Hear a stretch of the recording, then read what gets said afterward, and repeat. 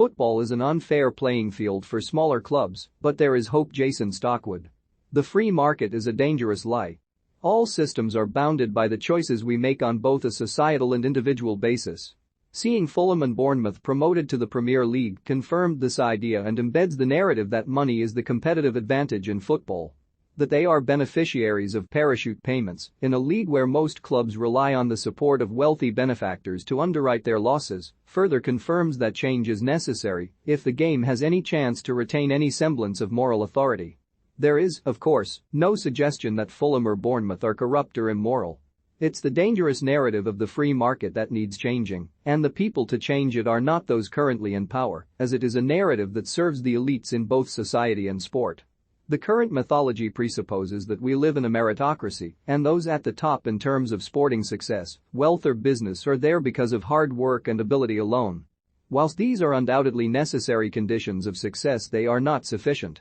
More important is how we benefit from embedded advantages of the systems we operate in. In football terms, that would be those who happen to have been around the Premier League at the time of its inception and for the last 20 years.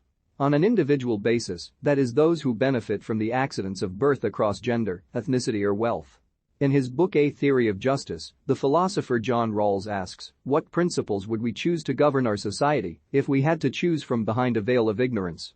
Rawls' thought experiment asks us to think about how we would treat all people in our society if we had cognition prior to birth, but knew nothing about the life we will be born into across any dimension of class, race, sex, etc. It seems obvious that when we take into consideration the randomness of our birth, that we would only permit social and economic inequalities as long as they were to the advantage of the least well-off, because that could just as easily be any of us. The fact I was born white and male in Grimsby and not otherwise is completely arbitrary.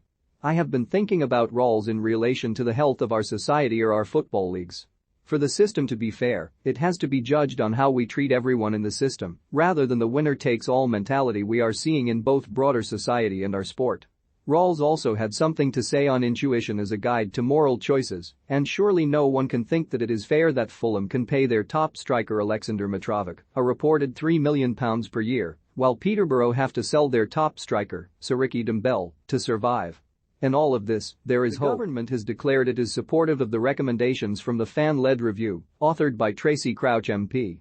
The most important items in that review are the need for an independent regulator, someone who can enforce a better flow of funding throughout the football pyramid, for a broader definition of who can be owners and directors of football clubs, and for greater fan involvement in decisions that affect the future viability of clubs. It seems clear from statements by both the government and EFL that the Premier League have no interest in updating the financial arrangements to support lower leagues further. The arguments the Premier League makes are symptomatic of the inequality in broader society, where you can easily compare the Premier League with the elites in our society. The Premier League and the top earners in our country both believe that the success and wealth they create is entirely down to their own brilliance and personal endeavor. I see this again and again when I meet wealthy people who often feel like they have earned their wealth through hard work and ingenuity alone, and see no need to offer up further support through more progressive taxation. The issue about inequality is how people disregard the benefits of being part of historically robust systems and years of investment in making those systems work. Jeff Bezos didn't invent the internet his business is built on, pay for the schools his employees are educated in, or tarmac the roads that delivery trucks drive on, but his wealth is built on all of them. Likewise, those who now sit at the top of the football tree derive their success at least partially on the 100-plus years of organized football in our country and the contributions made by the Grimsbys, Port Vales and Stockports, as much as the Arsenals, Manchester Uniteds and Liverpools.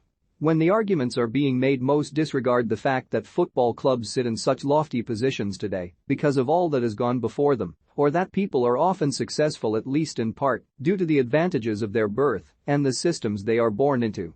The other argument I see being made against greater solidarity across footballer society is that existing systems are wasteful or too bureaucratic. In football terms, so many clubs are loss-making because the current incentives reward overspending. Gary Neville and the team at Salford were pilloried for losing £91,000 a week, but they are obviously only trying to do what is best for their club. The problem is not that owners will spend, it is that the system is unbounded and drives up wage demands across the board. If we made it a precondition of ownership that clubs cannot run up such losses, then the system can police itself. A mentor of mine used to tell me deals only really work if they work for everyone. I think this is true in all parts of life. It's time to rethink the narratives we tell ourselves if we want our game and our society to flourish. We need to take a longer view of what football clubs mean to our communities and create ethical boundaries that serve all stakeholders and not just those who hold the money today. These decisions are too important to leave solely to those in boardrooms or in the higher tax brackets. Jason Stockwood is the chairman of Grimsby Town.